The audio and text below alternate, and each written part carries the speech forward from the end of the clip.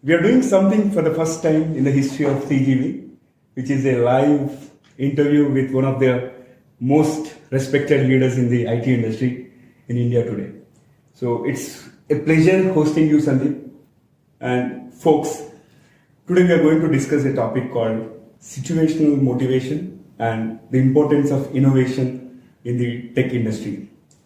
Alright, so before we get there, how important is it to understand about the innovation and how important it is to be motivated and how to grow as a leader? I think there are so many things which Sandeep has inspired people through his lot of initiatives, be it the making Real Page to be in the top 10 great place to work, or talk about the other initiatives like Thank God It's Thursday, and the family members are hosting town hall meeting of a corporate. So likewise, we have many wonderful things. And stay tuned. Hello, hi there. Welcome to the Guiding Voice podcast. The Guiding Voice for a better future. This podcast is to help professional students, IT employees, and entrepreneurs to shape their careers. Dear listeners, in every episode, we interact with leaders, academicians, coaches across the globe to drive some insightful conversations that will help each one of you learn great things. Also, we share an interesting trivia or a fun fact about the IT world or technology towards the end. Thank you for tuning in. This is Naveen Samala and we have a new co-host, Kiran Gudimetla. Alright, so today's episode is from another global CXO and we are going to discuss a topic, people-centered leadership as well as importance of innovation in the technology industry. And we are pleased to have Sandeep in our show, and as mentioned, this is going to be the most cherished episode because we are doing a live interview for the first time in the history of the Guiding Voice. Thank you. Thank you. Thanks, Naveen. Thanks, Kiran. And thank you, Sudhakar, even though he's not here, for the honor. Absolutely happy to participate. Whatever I have experienced, it will be wonderful to share with your audience. And hope it helps some of you to get a few tips. And probably, once this is posted on social media, please do come back and comment so that we can share and learn. Thank you so much. Thanks for the invite. Thanks, Sandeep. And I would want to give a little more elaborate introduction about you. Okay. Please allow us. So Sandeep Sharma has 20 years of rich management experience, all through in technology operations, new initiative management, transformational large deals, business and sales operations, account management, delivery and business development in products, services, solution selling for the mature and emerging markets. Sandeep, welcome to our show again. So Sandeep, can we talk about your career journey, including the aspects that Naveen brought in, the Thank God It's Thursday or jumping the queue, parents and children hosting your town halls. We could mix all of this, but let's start with your career journey, please. Thank you. So, probably about 23, 24 years in the industry now.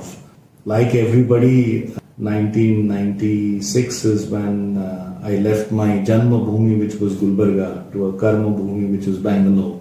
And like any other confused graduate coming out of college, I had my own confusing years or BAU years. But good thing was that I was fortunate to start my career with a startup which actually went bust. So it was baptism by fire.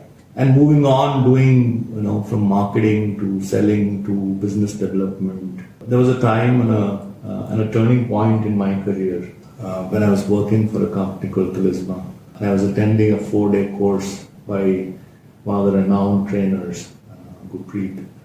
And it kind of transformed me. I think that is when I realized what I was doing and what I should be doing. And probably the journey to become a CXO started.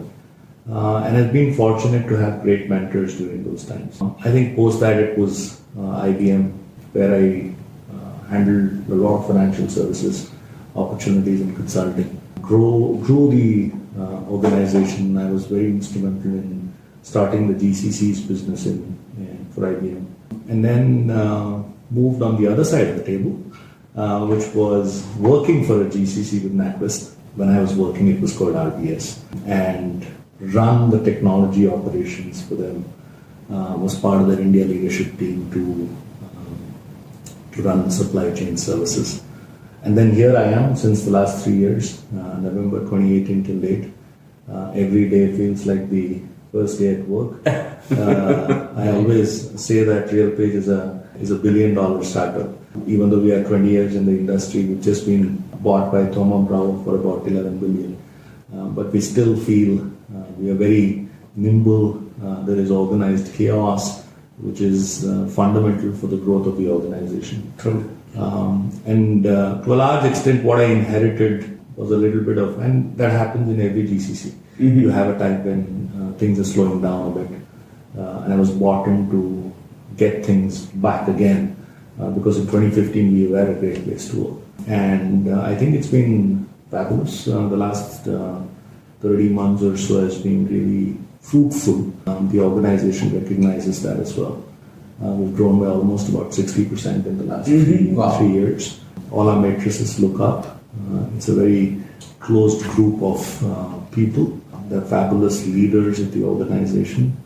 And more importantly, I think there is trust, and that's why we won the Forbes Kincentric Best Places to Work, or being certified as a great place to work twice in a year, 2 years in a row. And I think Best Places for Work, Workplace for Women by Femina ET, and also Great Place to Work recognized as the best places for health and well-being. So it's been great recognition, and now I'm closely working with NASSCOM as the chair for Telangana and AP to push the industry up. So we've got a great charter lined up, the fabulous leaders on the council. And we're hopeful that in the next 2 years of my stint, we can bring about a change and make Hyderabad, Andhra Pradesh, Telangana as a whole, a great GCC hub. So that's a short of my 23, 24 years of career journey for you. Very, very inspiring, very inspiring. So let's touch upon a few of those innovative aspects, right? Because I really, it was really intriguing to know that. So what are these jump the queues and, thank God it's Thursday. Usually it's thank God it's Friday. So why didn't you throw some light on those? So Kiran, this is interesting, right? When I quit RBS and I was serving my notice period, I was very clear on what the roadmap should be. And I think I visited the office twice to just meet up with people so that I know them. And the vision was that it was a 3 years transformation vision. And I think another 6 months to go. And the vision was very clear. We want to be the best place to work. And we want to inculcate a profit center mindset. That was the vision which we laid down right at the beginning. We made some leadership changes to ensure that it's aligned with the future. And there was a theme for every year. So the first year, the theme was be awesome every day. Because I wanted everybody to come together. Come together as an organization and celebrate workplace. Celebrate your work. It's important that everybody comes in, feels there is a belongingness to the organization. And as part of that, we started to do a lot of things. So if you look at Great Place to Work templates, whether you're listening to them, whether you're rewarding them, whether you're engaging them, whether you're promoting them. So we looked at all aspects of it. And within that, we started several initiatives, and some of them have become very, very creative and big. And it's helped us in improving the level of trust within the organization. And within that, we started Thank God It's Thursday. And Thank God It's Thursday was a fabulous initiative because 1 hour every Thursday, it's your hour. We want you to celebrate that hour, whether it was the learning hour on Mondays, whether it is the innovation hour on the Tuesdays, whether it is the well-being hour on Thursdays. So it was all about, celebrating that day and that hour. So first week was learning hour, second week was innovation hour, third week was well-being hour. And we had different t-shirts for each of those Thursdays. So different color t-shirts. So it was so that people understand and know that. So that was all about Thank God It's Thursday. It was all about them investing time on themselves. The other initiatives, we have a theme for every town hall. And we laid down the start of the year. Like the first town hall is Udaan. Udaan is the flight to madness. And the last town hall is Darpan, which is reflection of the year.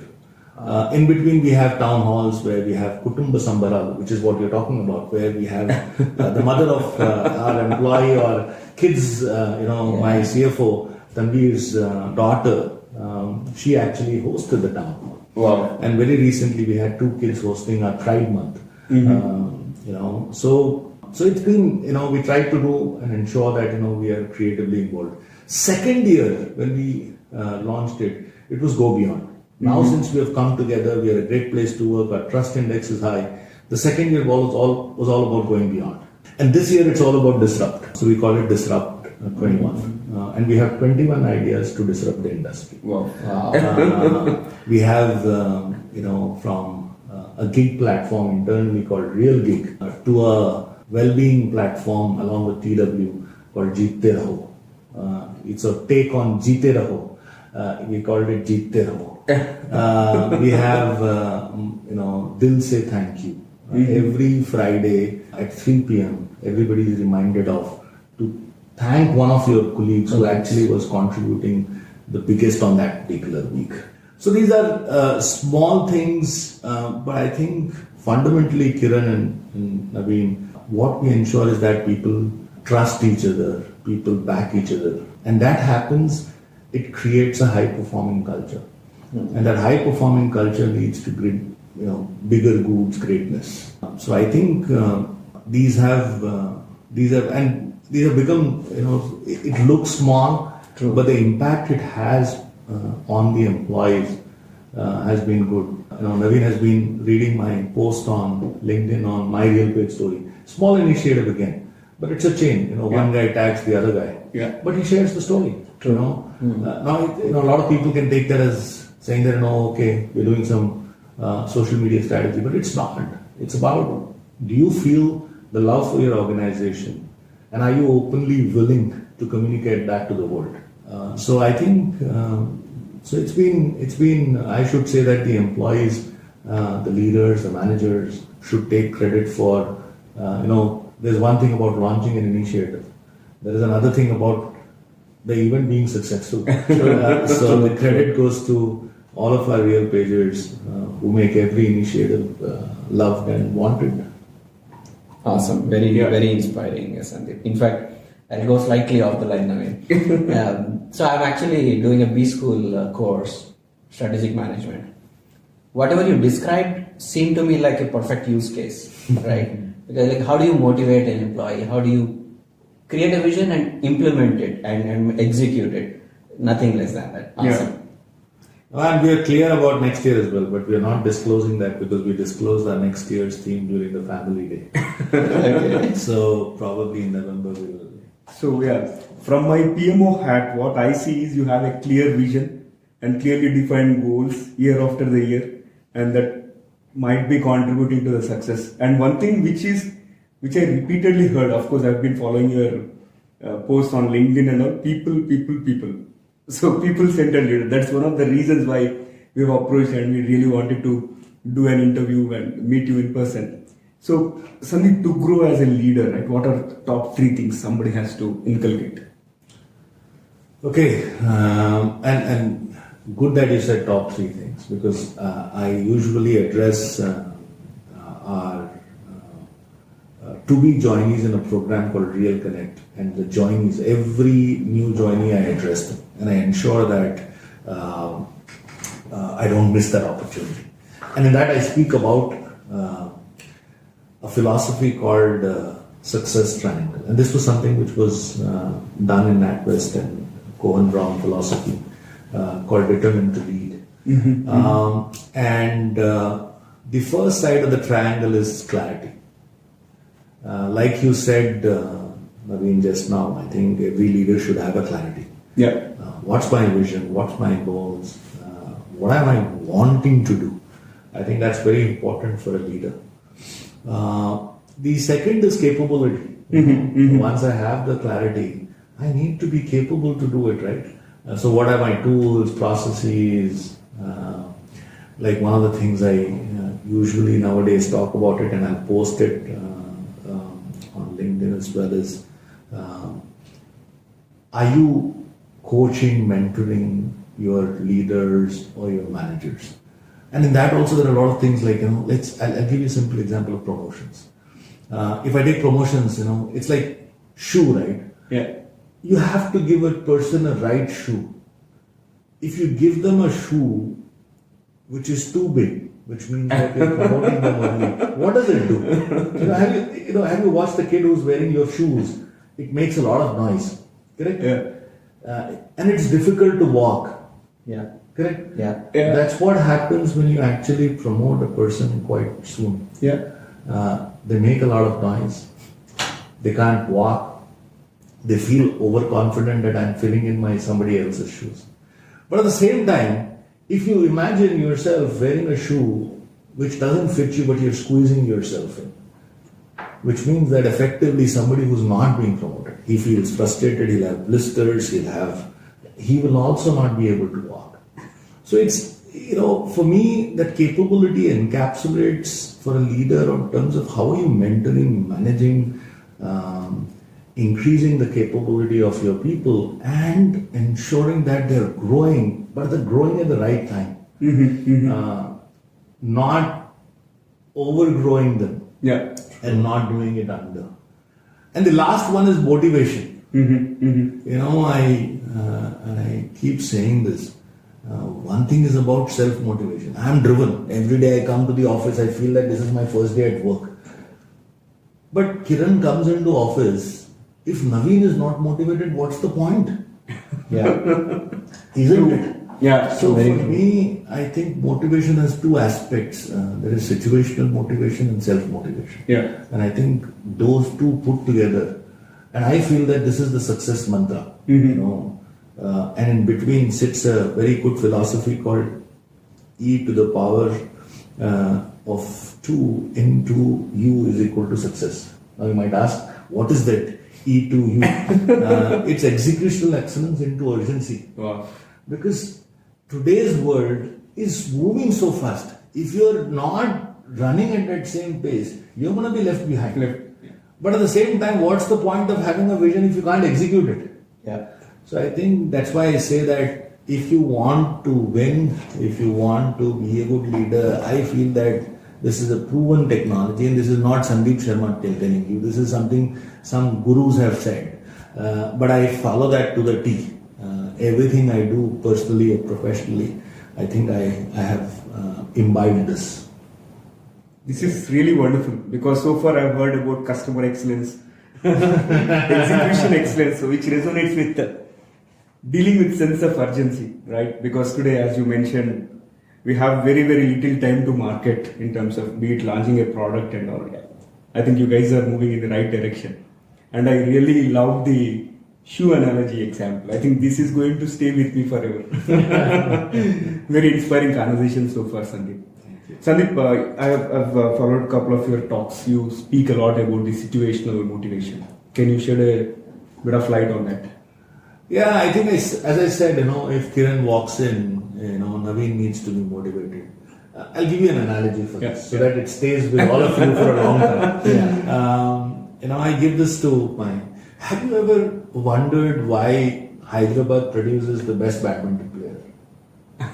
Sania Nehwal, Sindhu, Shrikant, Pulela Gopichand.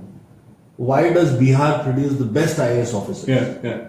Why does Haryana produce the best wrestlers or boxers? Why does Karnataka called the Silicon Valley? And have you noticed that sometimes because everybody is wanting to find an inspiration or a motivation. When a PV Sindhu is successful, people want to emulate PV Sindhu. People would want to emulate a Pulela Gopichand. And I think that's what makes great organization, great countries, great families. Imagine if my son were to have a lethargic father, who he doesn't look up to, what will he do? I'm just taking it home, right? Because we always talk about values and ethos in our family. I think it's the same set of things. So for me, situational motivation, Naveen, is all about how can we inspire each other to be successful. I think that's what is fundamental and core for any leader. And I don't want them to say that every leader needs to go and climb a Mount Everest. I think in simple things, how you treat your security guard, how you treat your employees. I'll give you an example. We had, we do a lot of things for social causes and stuff, but I think, a true leader's capabilities in terms of how he treats its employees, more so their housekeeping or facilities or staff. I would probably have 700 of our 1,600 employees' names and their backgrounds. Wow. And I purposely take that interest is because I feel as a leader, if you don't know your team, and this is something which I learned from my leader, Pankaj in RBS, he remembered them. He spent 15, 20 years in the organization, but he would talk about their family, he would talk about their well-being. And I was amazed saying that, a person who's heading about 10,000, 13,000 people and pretty much he knew every employee in Mumbai, how does it happen? And I think if you put your thought to it and some actions, I think you can. Yeah. I think those are simple things. Writing letters. I wrote 180 letters last year, single one-page letters, and I posted them to all our top performers. Wow. So, and this year, I'm not going to say it. Probably it comes after a couple of weeks. The first half winners will be giving a medallion, and I'm going to their houses to give the medallion. Wow. Simply amazing. And this reminded me two things actually. One of my ex-bosses, Arvind, who was a CDKMD, he also knows everybody by name. And second one is, there is a famous picture of Obama hitting this housekeeping by giving a fist bump. All right, yeah, great. So, shifting gears slightly, right? How important, for techies, to be number one empathetic, and also to understand the customer needs, understanding the business landscape. What are your views on this? Very important, Kiran. And I keep saying this. Everybody, there's a race. Race to become a certified Azure, AWS guy. There is, people are wanting to do certifications because they want to put it in your resume. Yes. I call it a resume-centric approach. I think what they need to do is, are you learning? And for my simple advice to all our techie friends is that customer and industry are as important as technology. If you are not understanding the needs of your customer, if you are not understanding what the industry you are in, it is not going to work. If I'm developing a financial services product or I'm developing a real estate technology product, if you don't understand how the real estate industry works in the US, what is affordable housing, what's multi-family, single family, you are not going to make it. So for me, it is extremely important. We ran a program. When I joined in November, I think this is the first program I ran, and I said, let's invite single pager, know your industry documents from everybody, and the top guy will win a smartphone. And we got 10 good entries. And just before this, you were in my office, and we can go back and so the output of that I want to show you, because I got the top 10 guys, put all of our industry on one page. Wow. And it is divided by journeys. So my two piece of advice is, one, understand the industry and map your customer journeys in whatever you do. Then you will be able to understand what's your contribution to the end customer. Because every time in offshore development we keep saying this, मैं क्या करता हूँ, मेरे को क्या, मतलब I develop this code and someone else will do something else. I think it's very important for people to understand what contributions they are making to that end customer. So two important key takeaways: know your industry and customer journey. Great. And can you also weave into this the importance of innovation? Yeah, we have a new CEO joining next week, Dana Jones, and I think I was hearing her interview. there were two things which he was speaking about: customer and innovation. And it's funny that you touched upon that. You kind of read our mind. See, for me, innovation is not about patents. Innovation is not about running a hackathon and saying that no, okay, I'm innovating. I think it's about a mindset. Me and my son actually, and now he's 18. When he was 13, 14, we actually developed a conversation between me and him. And it was all about, I will click a picture of the same area and he does. And you'll be amazed at what he clicks versus what I click. He was more pointed and I was more, run of the mill. And I think there are three things in that which are very crucial, Kiran. Curiosity. Yeah. All of them will tell innovation is all about services innovation, this innovation. I'm saying that be curious, first thing. If you're curious, you'll innovate. Asking the question why, you'll be. So develop the childlike curiosity. Second is agility. Innovation needs velocity. If you don't have velocity, you'll not be able to be first in the market. Why is TGV better than some other podcast? True. You have to be ahead of the game. And if you are not, and I think you are on 130, 135 episodes or something like that, so you are running. So I feel that it's very important for everybody to actually keep pace with the industry. And the third important thing is learnability. So curiosity, learnability, learning to learn is also very important. And agility are the three things which are pillars for innovation according to me. So nuggets of wisdom, I would say. Seriously, yeah. So I think this conversation has been very wonderful, but let's spice it up with some rapid fire questions. Are you ready? All right, let's bring it on. All right, so here comes the first bullet, Sandeep. What is the most adventurous thing that you have done so far? Oh my God. It's going to be a long rapid fire answer. So imagine this. We are the US consulate for the visa. And the consulate says, when was your wedding? My wife says, 4th December. I say 23rd Jan. Now you might be saying, what the hell is this? Because we were adventurous in our love. So we met in college. We actually fell in love with each other. Our parents won't agree because I'm from the north, she's from the south. But I'm South Indian at heart. So we had to, so you've seen Two States movie? Yes, yes. So you can imagine both of us and all our friends in it. So that's the most adventurous thing I've done in my life. And I do not want to do it again because it was chaotic. No doubt about it.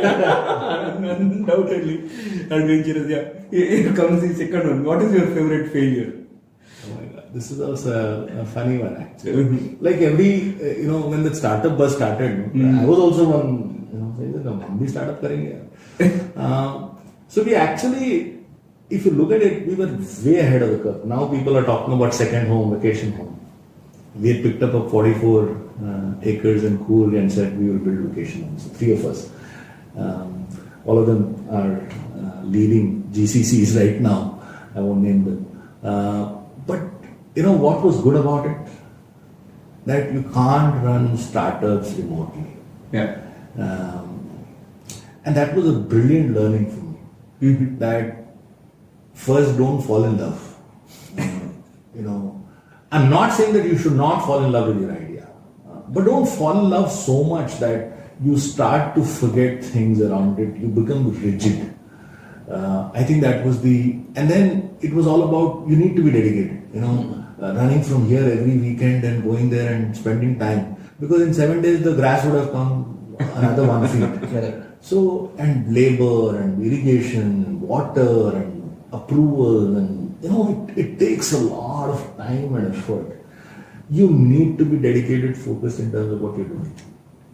So I think for me that entire 2 years, 3 years which we which we did whilst we came together really well. But I think, the heated moments, the giving up, I think it was a failure, but I cherish that failure. I feel that it gave us a lot than just an experience, I feel. It's awesome. I think you are going to remember it forever. Yes. So here comes my next one. Was there any situation where you stayed up for more than 24 hours? The best is a recent one, right? COVID, February 2020. Yeah. Everybody realizing that what has hit us. And I think in that bargain, one of the things what happened was that I think I remember the date, March 18th, 19th kind of a date. Yeah. And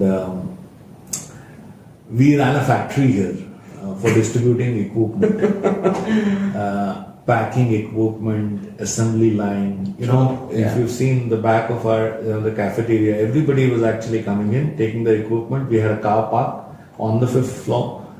Fortunately, this building gives you an opportunity to go right up to the 5th floor. So we had the cars parked. They used to go and go back home. I think we ended at about 3 a.m. in the night. But it didn't stop because we had to report back because I was part of the COVID task force globally. And we were supporting each other across India, Philippines, South America. So I think, I don't know about 24 hours, but I think for sure it was really a long one. I think I can't forget that Feb, March. And I think today, whatever time we invested in, I think it's been good that we've been able to survive this, or at least so far. That sounds scary actually. Yeah. So here comes my next one.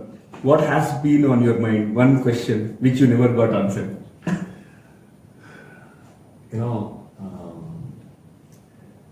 One thing is, one thing is for sure, nothing comes without hard work. That book Secrets, right?